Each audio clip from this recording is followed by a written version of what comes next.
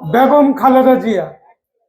উনি জীবিত ছিলেন সময় চন্দ্র সমান উচ্চতায় বিরাজ করতেন, যাকে ছুঁয়া শেখ হাসিনা অনেকবার চেষ্টা করেছে, তাকে ছুঁতে পারে নাই।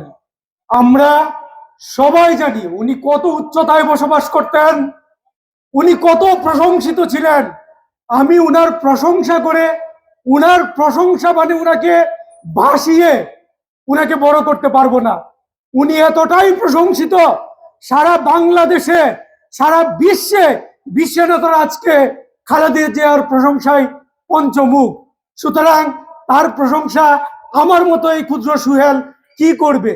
আমি অনেক লেখালেখি করতে পারি, আমি দপ্তরের দায়িত্ব পালন করেছি, কিন্তু আমি যখন খালেদা জিয়াকে নিয়ে লিখতে চাই তখন বুক কাঁপে, হাত কাঁপে। সুতরাং খালেদা জিয়া অনন্য উচ্চতায় বসবাস করেন, আর এখন তো উনি মহাকালের উপরে চলে গেছেন। সুতরাং তার প্রতি আমাদের অশেষ দোয়া, অশেষ মাগফিরাত। সবাই তার জন্য দোয়া করবেন, সবাই যেন উনাকে যেন আল্লাহ বেহেশত নসিব করেন।